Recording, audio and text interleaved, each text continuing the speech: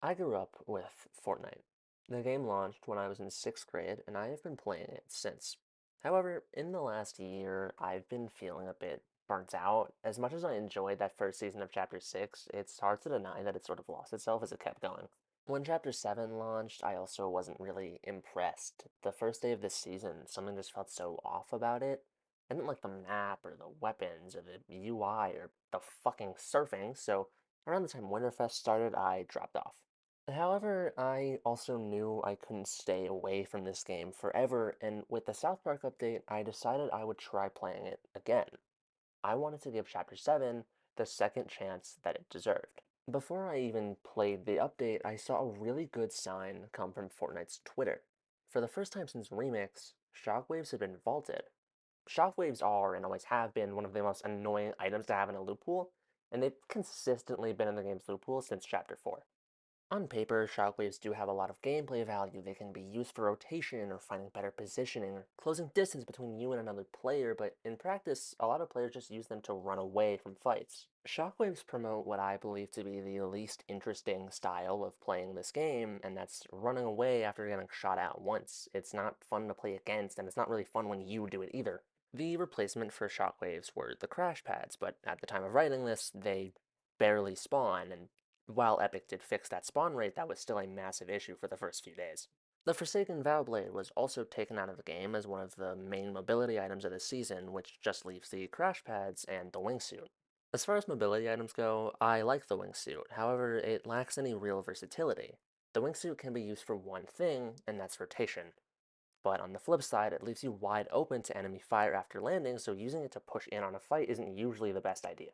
I don't think shockwaves need to be unvaulted, and I also don't think it ruins the game if shockwaves aren't in it, but there needs to be a more reliable alternative when they're taken out of the game, and since the crash pads barely spawn, the only alternative is the very one-dimensional wingsuit.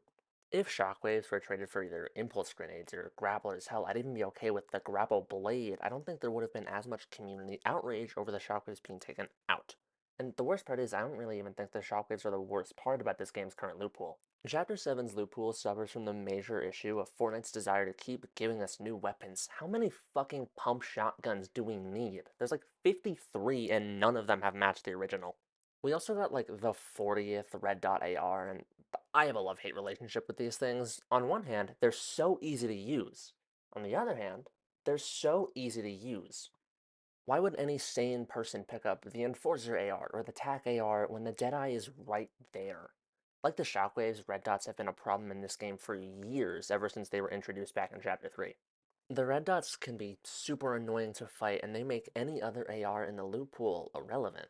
They're constantly the best AR to go for in whatever loot pool they show up in. In the same hotfix that vaulted the shockwaves, the Deadeye got nerfed too, but it's still really strong. It's still better than the Enforcer and the TAC AR. Why would I pick up anything that isn't a red dot? The red dot problem is absolutely fixable though. Last season, the loot pool was free from any and all red dot ARs. Every mini season has been, and it's part of why those feel so refreshing. The Simpsons season loot pool is actually really great. Other than the 5 gun, it didn't feel like you were totally punished for taking one type of weapon over the other. Frankly, the red dots need to be removed from the game entirely, or at the very least, heavily changed. As it stands, you're actively hindering yourself if you don't take a red dot, since there isn't really much of a downside to them. Chapter 1 scoped ARs had a drawback to using them with the slower rate of fire as a trade for the scope, and if they have to stay, I think adding something like that to future iterations would make them healthier for the game overall. I'll defend Chapter 5 most of the time, but medallions were one of the most annoying mechanics this game has ever introduced. It takes the problem that Mythic bosses has and made them so much worse.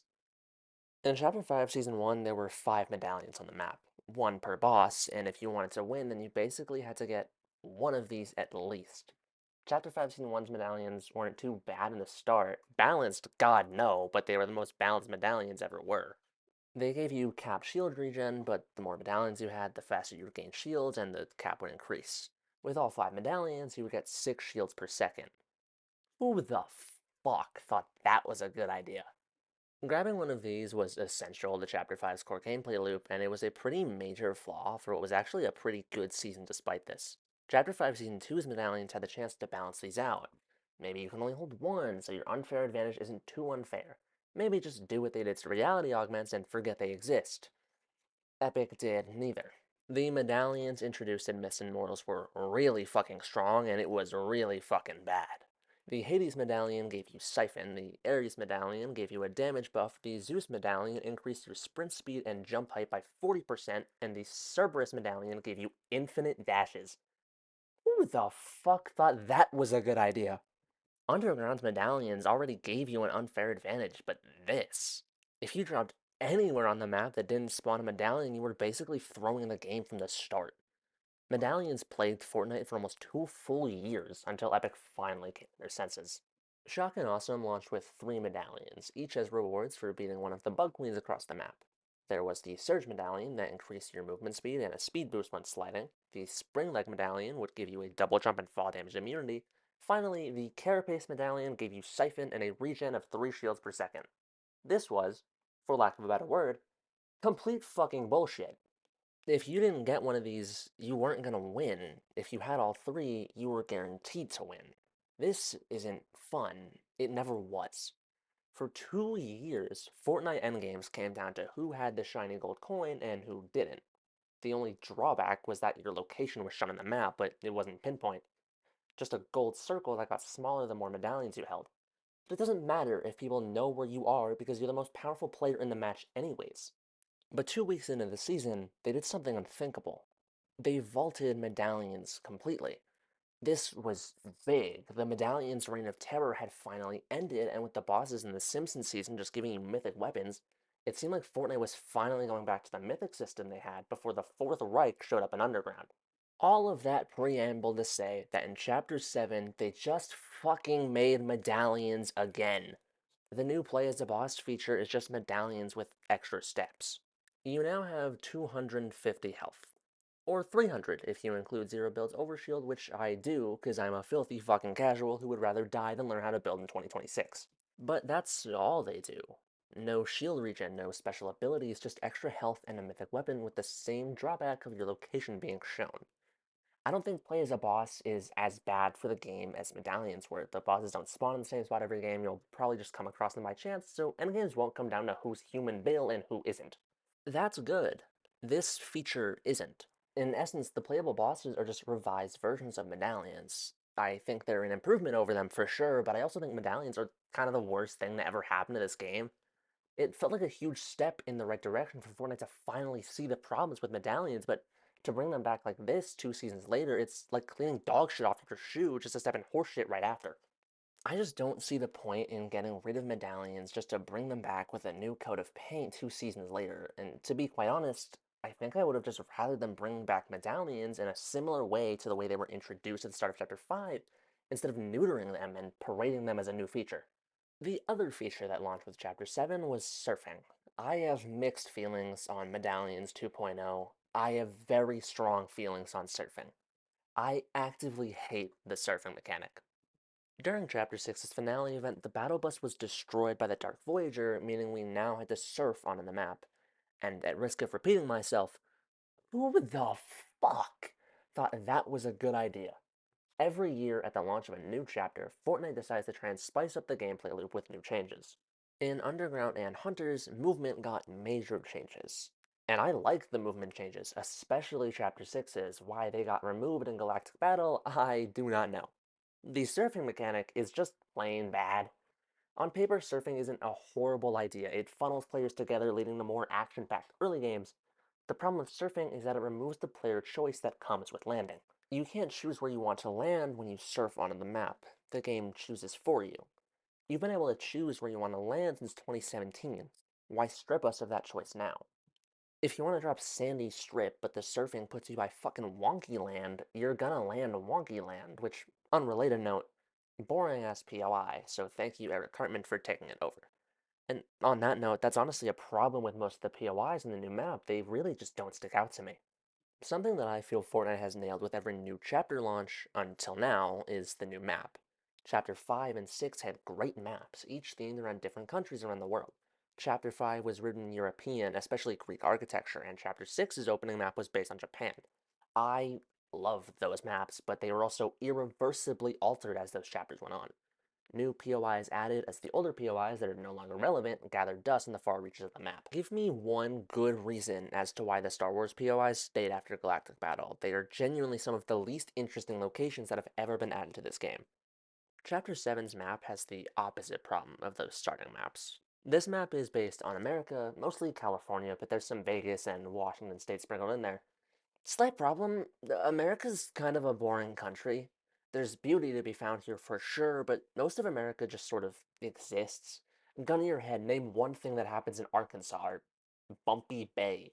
You can't, because they're forgettable.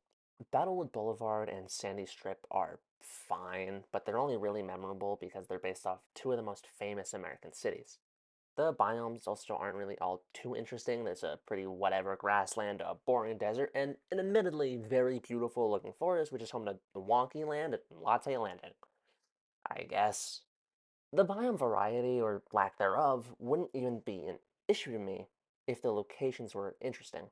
Chapter 1 Season 4 is one of the best maps we've ever had, and there isn't a huge amount of biome diversity, but it has some of the most memorable locations this game has ever seen. Here's the thing though. The Chapter 7 map isn't all bad. The Dark Voyager ship above Lethal Labs provides some pretty solid environmental storytelling. The lab houses a zero-point shard, and with the Voyager poised above it, we get an idea of what his motives are. He wants the shard, but we don't know why. The ominous hum that comes from the ship provides a sense of eeriness to it all. This is something that Fortnite's map design has severely been missing in recent years. Consistent map updates. I'm not exactly sure why, but Fortnite doesn't like doing big season map updates anymore unless it's for Fortnite-ners, then they're fine with it. The most we'll get now is a brief location change for a collab update, like Shining Span being destroyed in the Godzilla update, or Wonky Land being replaced by Cartman Land just for it to revert back to normal once the collab content is gone. But Lethal Labs is a break from all this. It feels like we're actually getting story-relevant map changes again. Locations being static isn't inherently a bad thing, but change is also a good thing. We all have an idea of what Prime Tilted Towers was in our minds, but that location was constantly changing and always evolving. The running gag of the one building that couldn't be built was some great stuff, and I doubt Polar Peak would have been as cool as it was if it was fully defrosted at the start of the season. Trigger warning for Season X, but imagine if Season X started with all the new rift zones in place. Mid-season map changes keep things fresh. That's been a major problem with Fortnite's map designs for years now, a lack of evolution. Things stay stagnant until a mid-season update, or shit, sometimes they stay the same for an entire season. I don't think every location needs to constantly change. That is insane, but the major ones should. The reason no new version of Tilted, from Lazy Lake to Seaport City, has had the same impact as the original is because they stayed stagnant. What's happening in Lethal Labs is the bare minimum of what mid-season map changes should be, but it's a step in the right direction. Remember when we used to get landmarks? Outside of named locations, the map just feels so barren. There's gas stations, sure, but unnamed locations used to be Viking Village and containers, and now we have gas stations. It makes mid-game Fortnite feel boring. It makes the map less interesting if everything that isn't a gas station or some random house is named. There's nothing to come across. I hate to keep bringing up Chapter 1, but Chapters 1 Season 7's map is probably the best we've ever had. Season X's is probably the worst, but that's a topic for another time. The min-match of Fortnite has never felt more boring. They keep trying to add new min-match objectives to make things interesting, but I think I have a better idea. If you haven't guessed, this is the part of the Fortnite video where I talk about bots. Don't worry, I'll keep it brief. Why the fuck are bots still in this game? I really cannot think of a good argument for bots still being in Battle Royale. Fortnite's early games used to be tense, but now they're just boring. It always felt like a race. You were dropped into a war zone and had to fend for yourself any way you could. Nowadays, you drop into any given location, a bot or two lands with you. Bots aren't interesting to fight. Real people are interesting to fight. That's what made Fortnite interesting. The fights. And those do still exist in Fortnite, but chances are you can go through the early and mid game without seeing a single real player. Even worse is that sometimes the bots make it into the end game. Bots aren't a fun addition to the game, they actively make it worse. They've played the game since 2019, and I really don't get why. Late into the Simpsons season, there was an event called No Sweat Weekend, where the player count in each match was decreased and bot count went up. If I hadn't committed myself to making that Springfield video, go watch it by the way, I wouldn't have played all that weekend. Sure, I won a few games, but winning against bots just isn't fun, and I hate to phrase it like this, it isn't Fortnite. This is a PvP game that for most of a round feels like a PvE game. When OG launched, there were no bots, and for one glorious day, we got a taste of what this game used to be like. They were removed a day later, and that was the final real nail in the coffin. Bots are never leaving Fortnite. They are unfortunately a part of this game forever. The unfortunate reality of all of this is that it just looped back around to general burnout from Fortnite. I've been playing this game for years. I've got like 3,000 hours in it. Burnout is inevitable, although I feel like there's more to it this time. Not to start making a whole different argument 15 minutes into this video, but I feel as though Fortnite has lost a bit of its identity in order to become a Roblox competitor. I mean, when you load in and dare to change your game mode, you're bombarded with a slew of creative maps that you can play instead, but that's not why I play Fortnite. And despite what Steal Up Brainrot's totally real player count says, it's not why most people play Fortnite either. BR always has and always will be the main appeal of Fortnite, but my current issues with this game don't just lie within BR, but the state of the game as a whole. The funny thing is that even when the game is in a state I don't like, I still enjoy the core gameplay loop. Fortnite is a fun game, it always has been, but Fortnite, especially right now, is a flawed game. I'm critical of this season because I grew up with Fortnite. I started playing this game in middle school. That is insane to me. I took a break from Fortnite in late Chapter 2, but even then I would tune back in every season, hoping I would love it again. In the grand scheme of things, it wasn't all that long ago where all I was thinking about was Fortnite. And all I could do when I went to school was talk to my friends about Fortnite. And maybe I am just absolute garbage at this game, but I still love it. I keep coming back to it. I want Fortnite to be as good as it can be. I've seen it at its polar peak. I just hope it can climb back up to it.